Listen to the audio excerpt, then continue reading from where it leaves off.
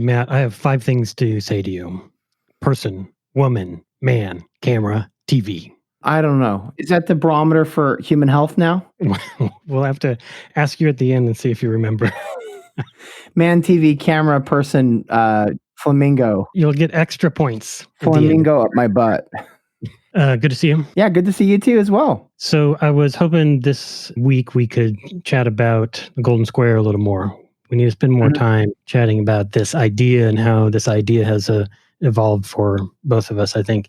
Because I've been thinking about the Golden Square a lot in context of what we're all experiencing, the COVID-19 pandemic. So the way that the pandemic has made more transparent, more transparent, and more tragically apparent, the need for the Golden Square has been sort of a reminder since this all got started. Oh, we're getting flooded with emergency lights from this, right? I mean, we're just getting flooded with emergency lights that we need the Golden Square more than ever. So this is where we stand with the global pandemic. We have more than 15.5 million confirmed cases now worldwide. Over 638,000 people have died worldwide.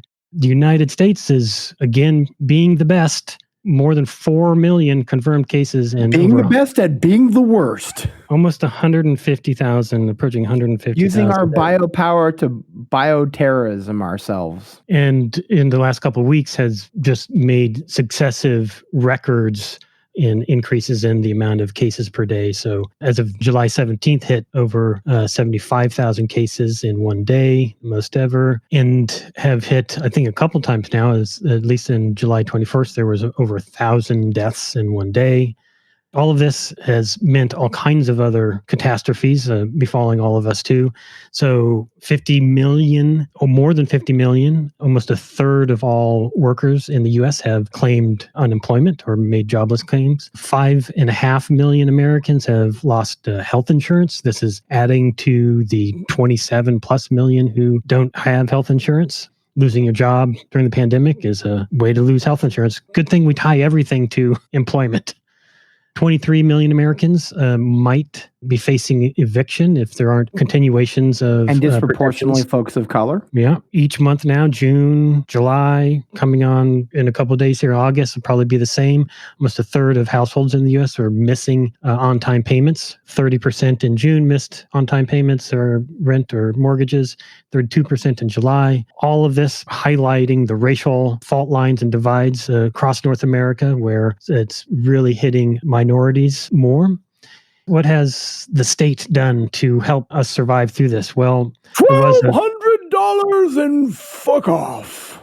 Here you go. $1,200. Mitch McConnell and Donald Trump is just saying $1,200 and fuck off. And you had to have Donald Trump's name on it too.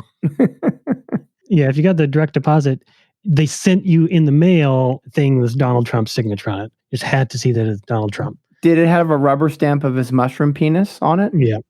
Yeah. It said person, woman, man, camera, TV.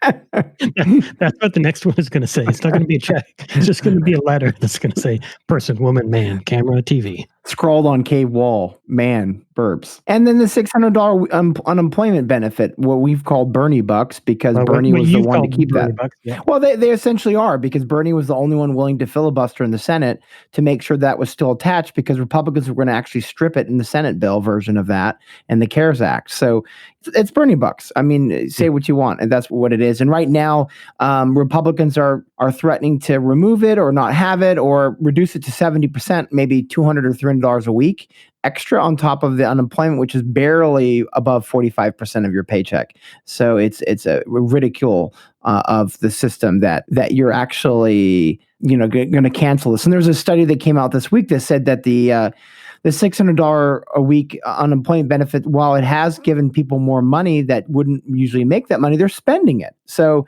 people at the lower income brackets are actually spending more of their money than they ever had before and not saving.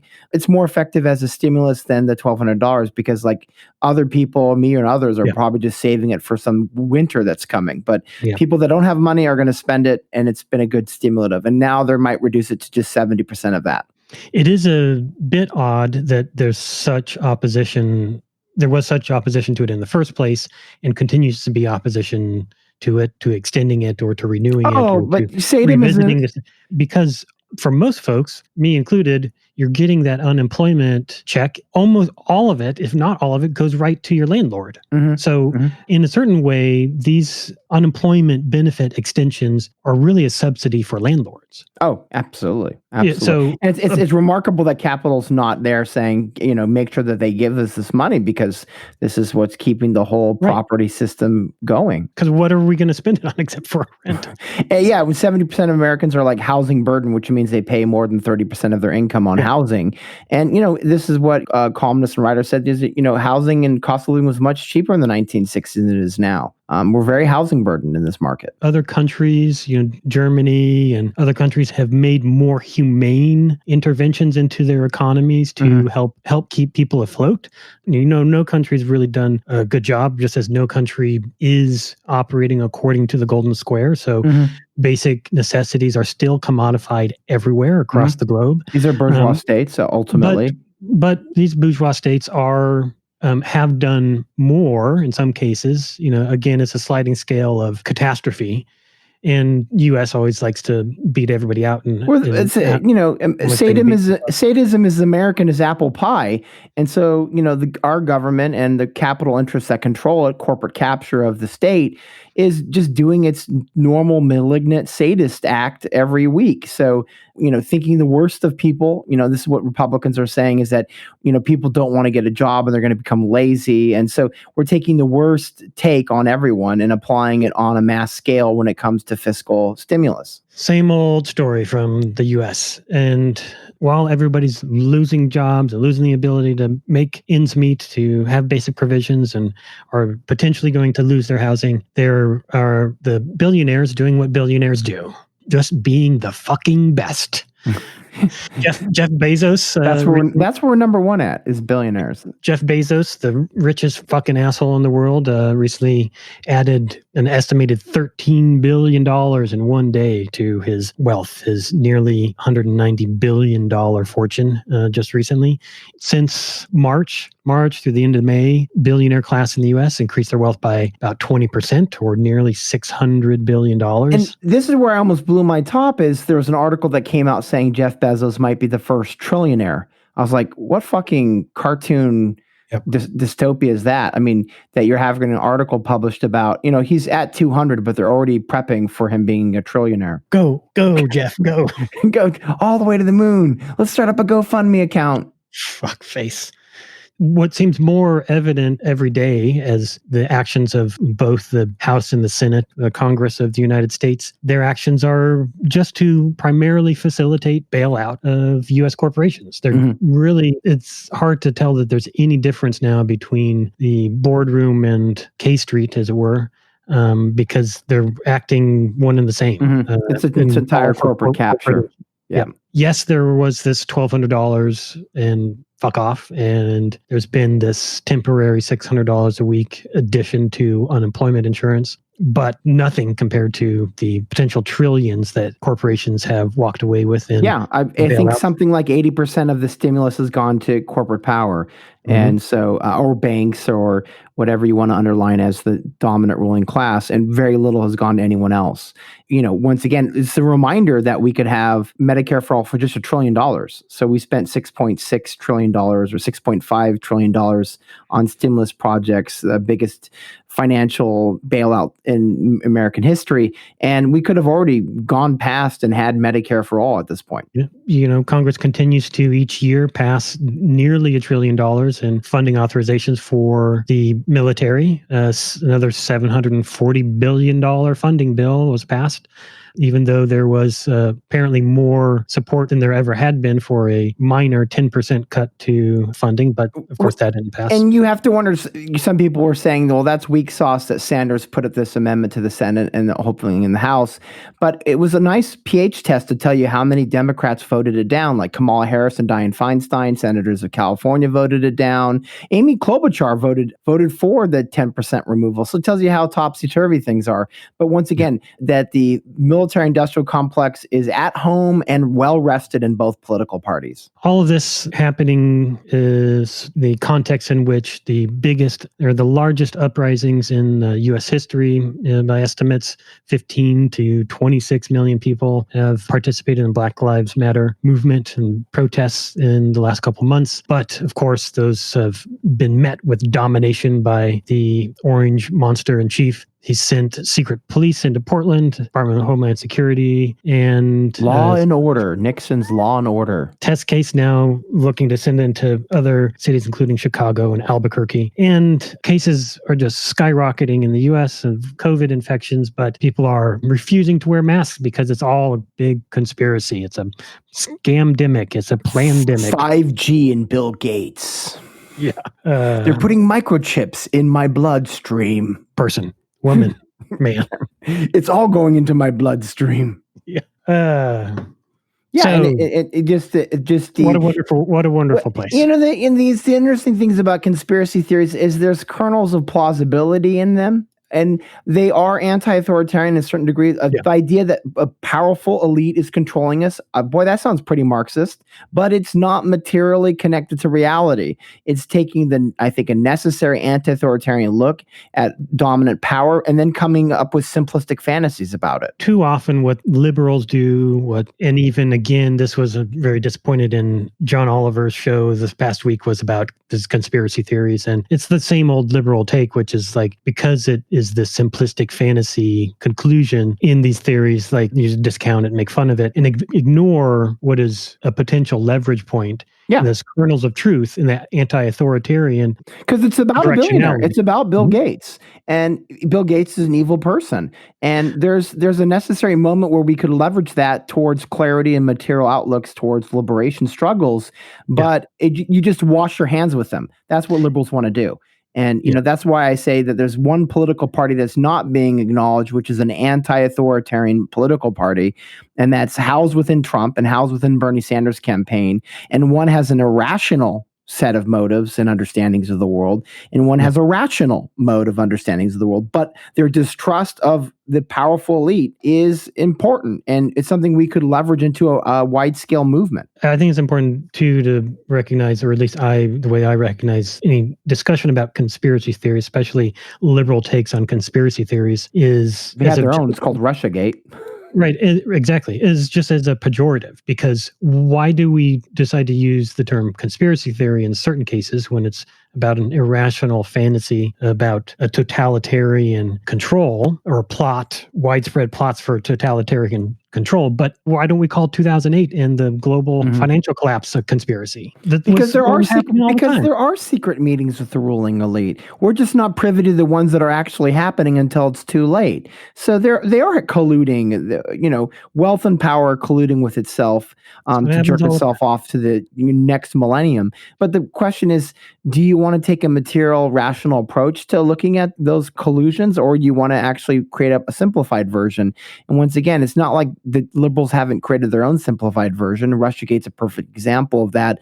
Glenn Greenwald completely unmasks that for what it was, which is just an MSNBC fantasy scape. And that's important. Is conspiracies, we can laugh at them, but we could also say, was there a way that we could leverage them for long-term movements? As long as the world is organized according to principles and logics of hierarchy, then we're bound to have conspiracy theory fringes. And one of the things among many conditions of contemporary life that would be less problematic and less widespread if we were able to undergo organization of our collective well-being according to the principles of the Golden Square. Food, shelter, healthcare, and education. From the beginning of the pandemic, as it came in and spread through North America, starting in March, and became classified as a pandemic on March 11th by the WHO, what we started to see right away highlighted was, as we move into shutdown,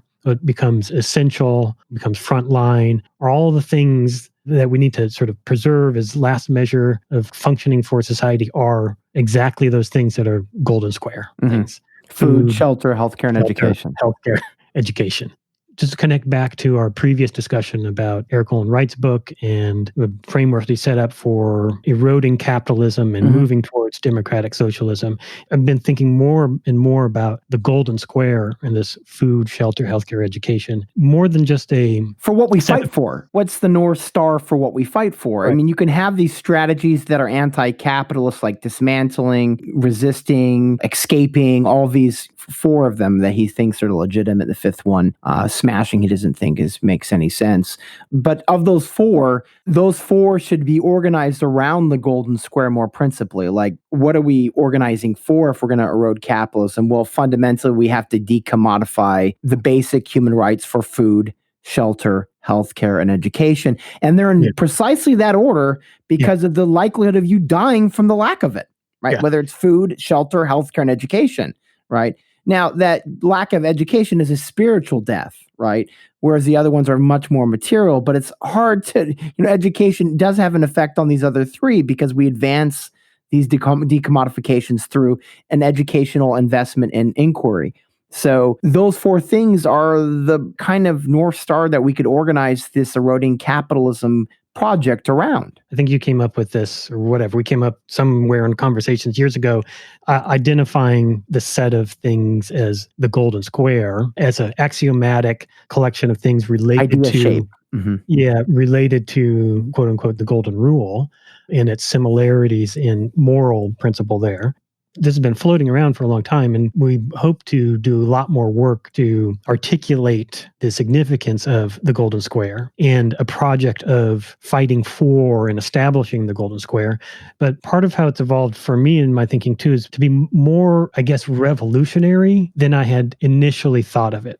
One thing is that it seems so god-awfully, dumbfoundingly obvious and simple. Like, how the fuck is this not already the way that the world is organized? I mean, it seems so stupefyingly obvious. Food, shelter, healthcare, education. We hear it phrased. I mean, we'll even list articles in the show notes of people where they're basically saying 3 of the 4 or 2 of the 4, and it almost feels like I'm having a kind of hallucination because I'll read an article and say, "Oh, there's the golden square," but they're just not saying it out loud. They're saying the quiet parts, but they're not saying it out loud. But more and more, as I thought about how it could be not just a metric of are we attaining these, are we decommodifying these, but as a simple set of principles under which you could revolutionize the way that society is organized and could provide a complete sort of blueprint for organizing society. And reawaken old institutions and maybe reinscribe them with new kinds of directions. We live under this tyranny of capitalism. And again, it's not just capitalism, the systems of hierarchy, and capitalism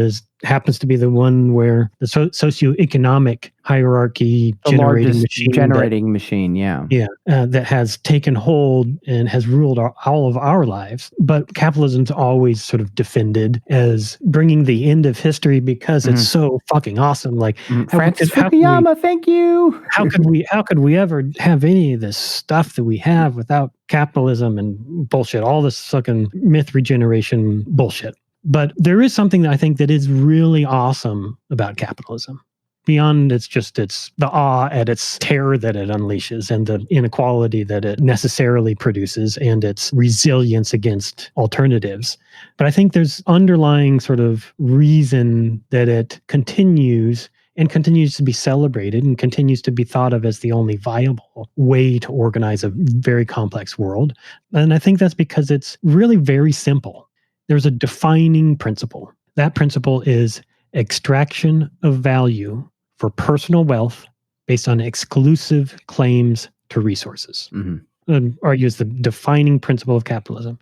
Extraction of value for personal wealth based on exclusive claims to resources.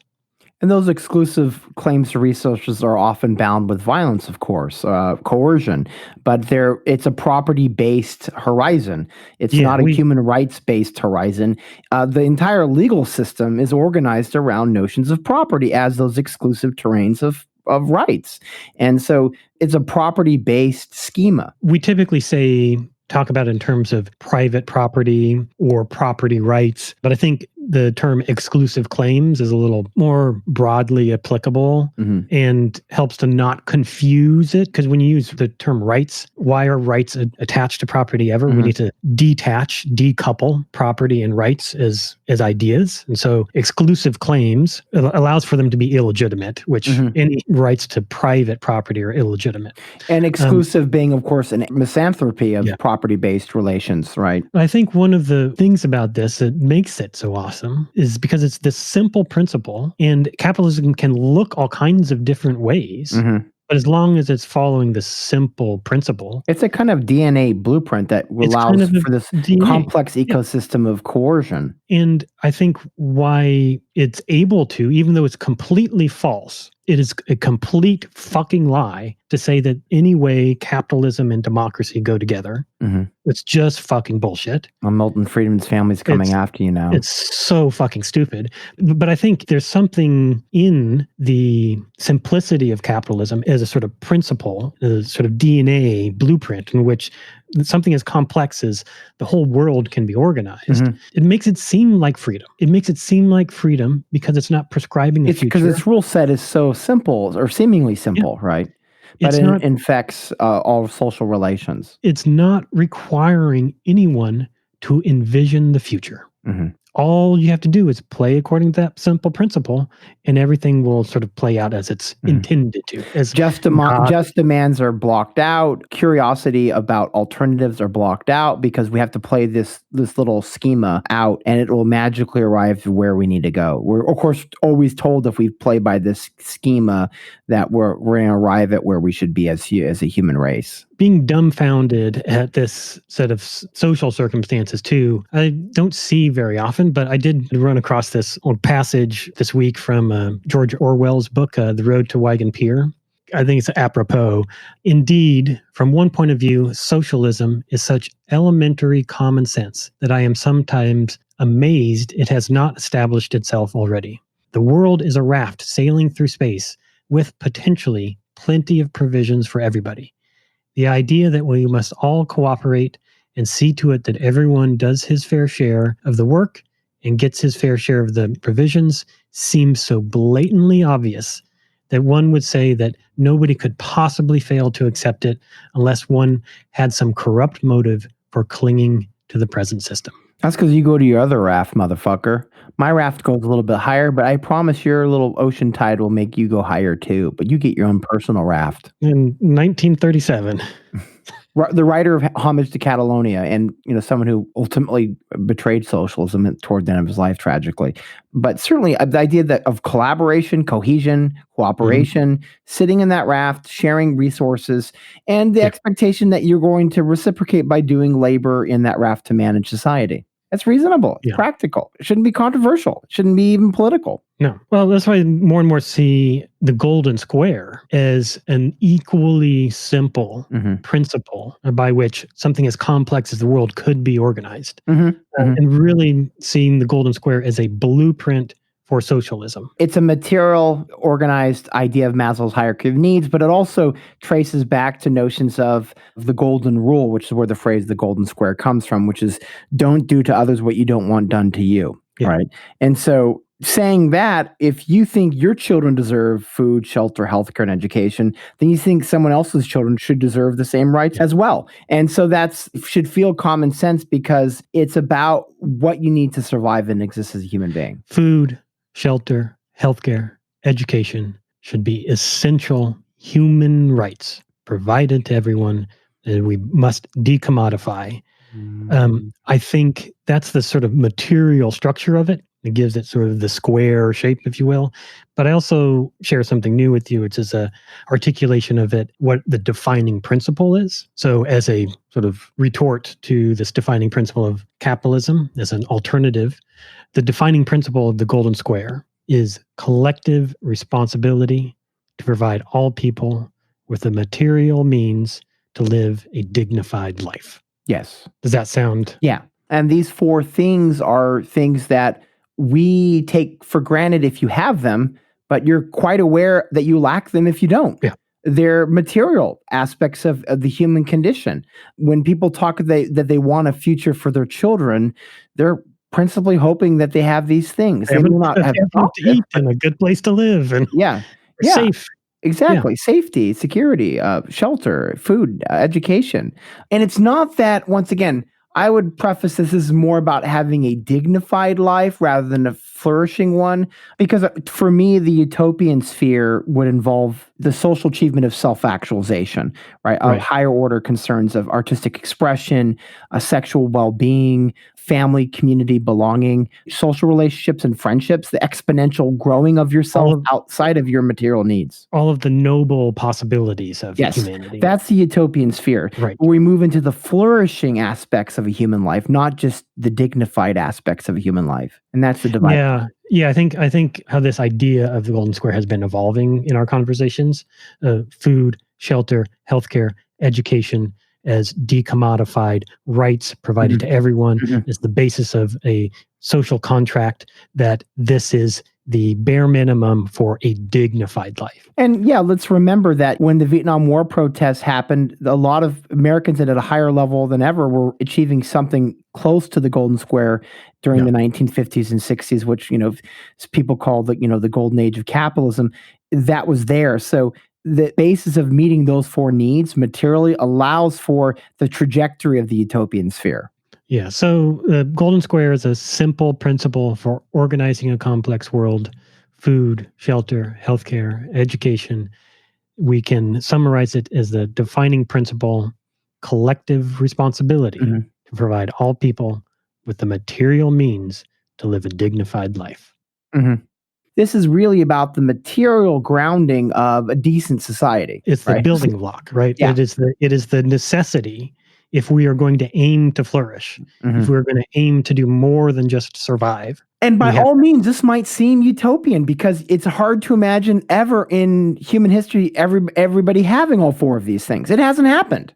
So it already seems outlandish and maybe ridiculous to imagine everyone, these 7-8 billion people on the planet, all having these four things at the same time. It's certainly impossible if you're a degrowth advocate to imagine all four of these things happening because, the small percentage of the Earth's population is using up so many resources. So it will require a kind of idea about how we organize these in intensely collaborative and social ways. But once again, it is a utopian project at the same time as I say it's material, because we don't have a case in point where all of humanity on the earth has had these four rights. Or even in an isolated nation state. That's never been the case. Certainly not ever in America's fucking history. No, I mean, only the wealthy have ever had this because they've acquired enough value to make the provision of these things inconsequential. They can double up on the housing, triple up on that, have multiple homes and hoard that shit.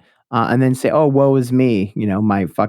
My hair's not looking good today. Even if we're like, oh, I'm with you as a principle. Like, yes. And this is where we see a lot of folks who may get close to articulating the golden square will be like, in principle, what we need to do is work together to make sure that people have what they need to. What they need. And they just say what they need. We always hear this, like what people need. But like, what are those things that people need? These are the things. These are the things. It's easy. It's all there now. It's all there now. And if you want to look at your own life, and you're looking at your own happiness or lack thereof, how well are you at attaining these four things?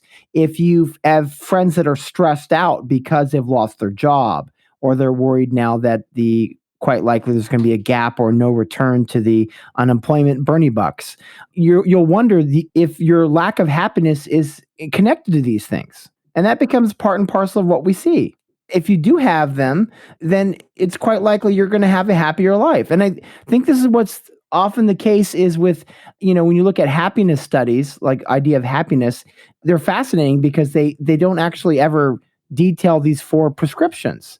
And that becomes really interesting because wouldn't this be a better way of looking at happiness as a quantifiable thing? Totally agreed. Right. I mean, because I love this whole conversation about the happiness studies, which I think started in the aughts, really was a discussion point, but it's like, well, yeah, happiness, but what are those things? Well, that's because the Scandinavian countries do the best at acquiring these four material needs, demands, rights. And so if we can reframe happiness around this and then show a kind of collaborative study, it just becomes common sense that we want to organize society around these four human rights. Well, and what really stands in the way, if anyone who may have an objection to, like, one, the impracticality of organizing society in a way in which all of these things that are, for the most part, absolutely in America, and for most of the rest of the world, more or less all of these are commodified. Yes. Housing turned into scarce resources. Turned into artificially scarce and resources. We were competing for them. There's a market lack of them, right? Working for them, earning a living so you can... Sweating for them. Yeah. So the idea of, like, these not being commodities, holy fucking shit. Yeah, I can see that would be radical. But it also, I'll say this too, because when we think of this as the new social contract, which should be just the old social contract, it gives you a powerful insight about how fucking corrupt global governments are, how fucking corrupt they are, how anti-democratic they are, how they fail miserably to achieve the needs of the society, the people they pretend to care about. And so if they're not giving you and granting you these rights, then they're failing miserably at the social contract. I mean, just imagine that as the basis for organizing society, as our social contract. We're going to make sure that everybody has these things and nobody pays for them. Everybody has them for their whole life. Imagine how radically different we would need to organize things, and what things automatically become unnecessary. And how protests would change as a result of this. Also how protests would change as a result of this.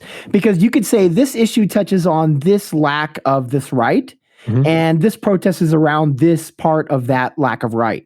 So the protests that we've had, which we hope will scale to other things, like the George Floyd protest will scale to cancel rent as an idea, that when we have these protests and marches, that we can hang a star underneath each one of these things. Yeah. And every time we're going out because we're demanding these rights. Yeah.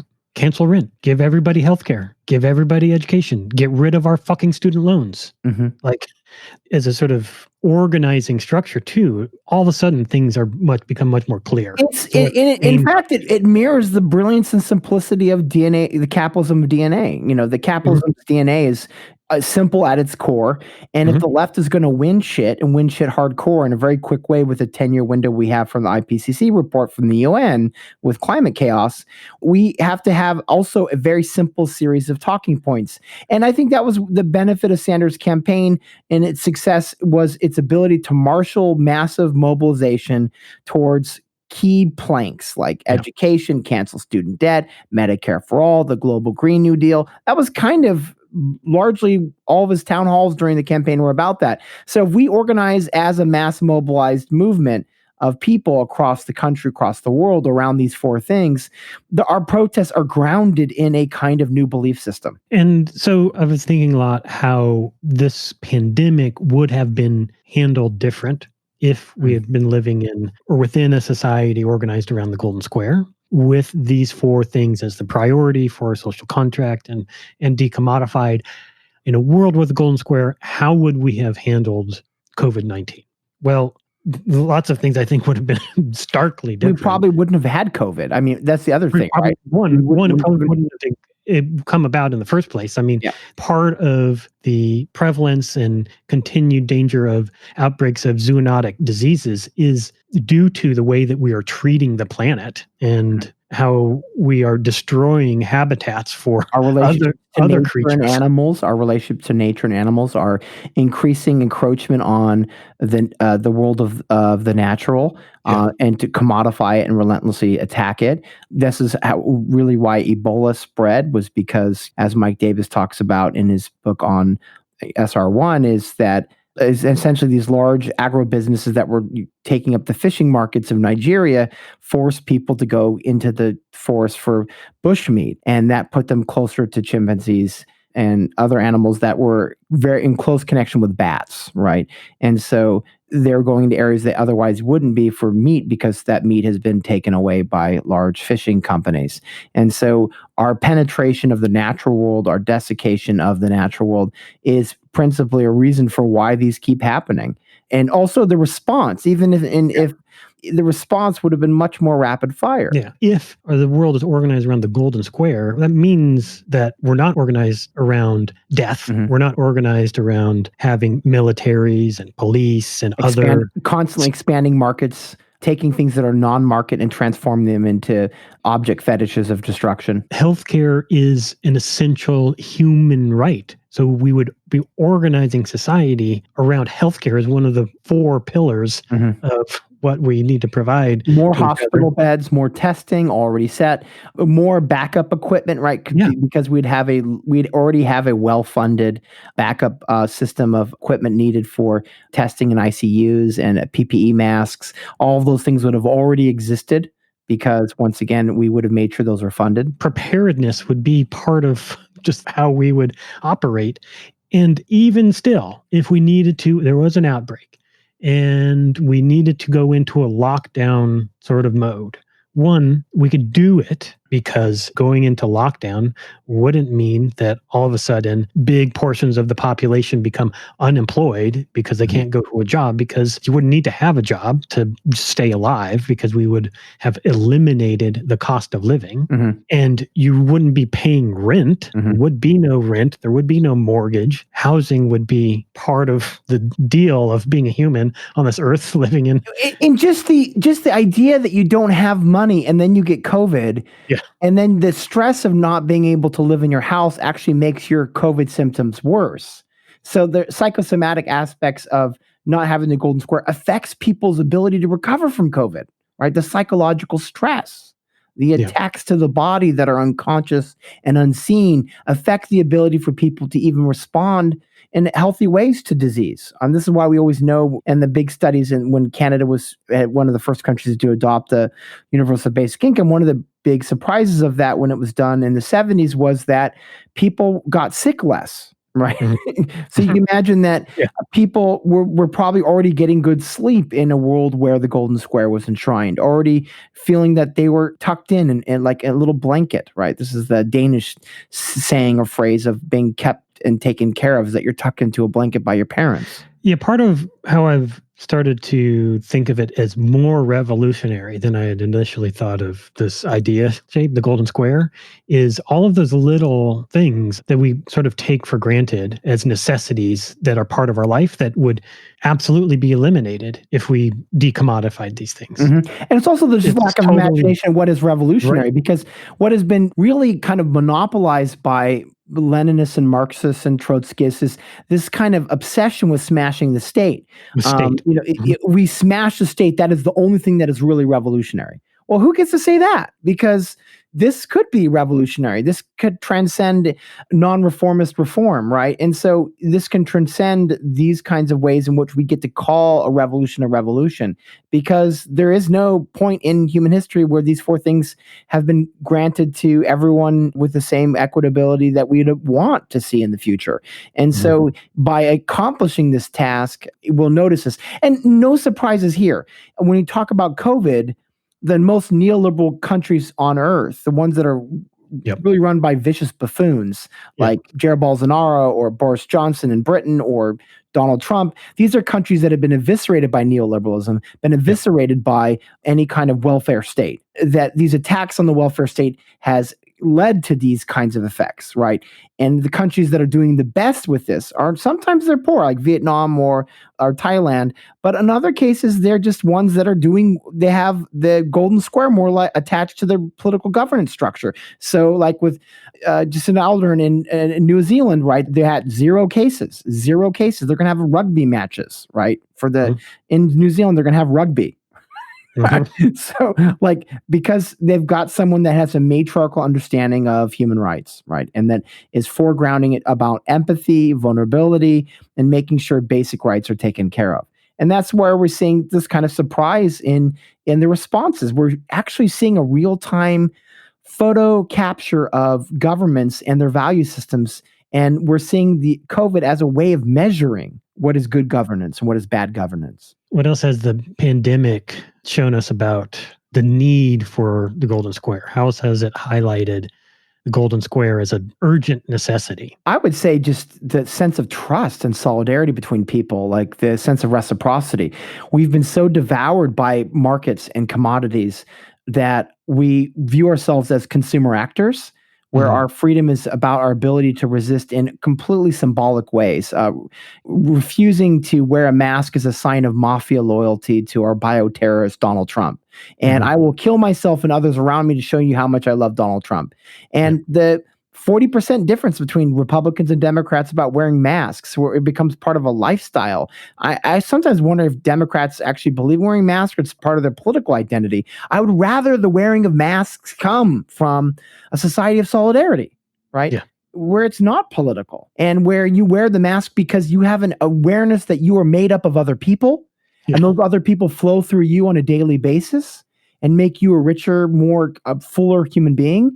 And what COVID has revealed to me essentially is that we are made up of other people. We are never just one person. Yeah. And you can see the depression and anxiety that people feel in COVID because they're not getting the inputs of other chemical interactions of other people.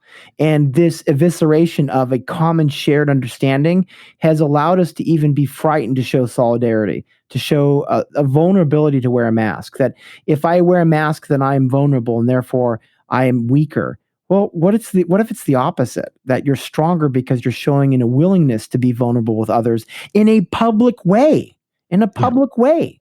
And that's what's been really revealing is the lack of human solidarity in our ability to wear a mask in the United States. It's been harrowing and depressing to see because it's the most basic thing we could do for each other. Well, and how starkly in opposition to those values, the underlying priorities of our society are. How the individualizing, competitive nature of operating to earn a living and to pay your landlord or to gather more wealth, that the underlying principles that dominate and dictate the parameters we all inhabit is totally in opposition to that solidarity and that humanity that we need. Wearing a mask is really a ritual of love because you're wearing this mask with an awareness that I could be sick, I could not be sick, but I'll pretend that I am sick and that I don't want to pass my sickness to someone else.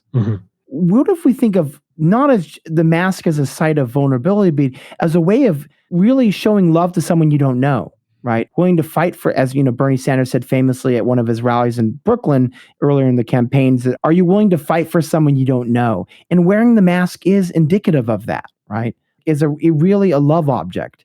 And if we could think in those kinds of horizons, that will be incredibly marshaled by this sense of duty to affection, love, and solidarity, that maybe the wearing of the mask, if Americans can start wearing their masks, maybe that might be a sign that we're going to start seeing the kinds of solidarity we'll need for the march ahead. One of the other things, again, that the pandemic has brought into high relief has been the disparity in the types of work in society and how they're valued, and how much frontline, what we call frontline or essential workers, tend to be. Oh, farm workers. Oh, yeah, absolutely. With farm workers, we can see this right away. Like, there's a great article from Frontline that's being turned into a docuseries.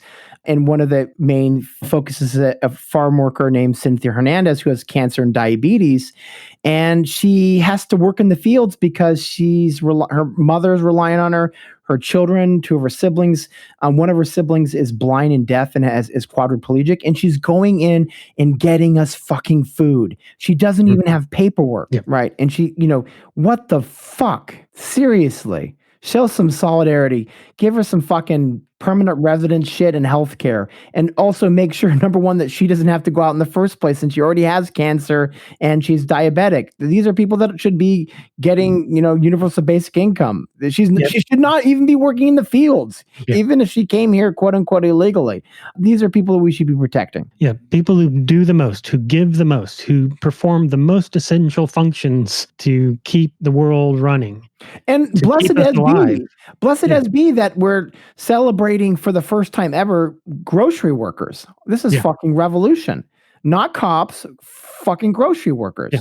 Yeah. Because what do you think you're going to be doing for breakfast, lunch, and dinner? Cops don't make my breakfast, lunch, and dinner, motherfuckers. You know, Yeah. baton on my ass. That's the only dinner I'm getting, and that's not tasty. So, you know, once again, to imagine that grocery workers are kind of the modern day superheroes is already a really exciting phenomenon. We should celebrate that. Well, and I think that goes to what tends to be one of the first questions people ask when they start to think about imagining the world in this radically different way. It's like, well, who the fuck, again, to that libertarian notion of like, how can you say that something is a right if it involves the labor of others? If all of the stuff is quote unquote free, there's not some monetized, some market for these things.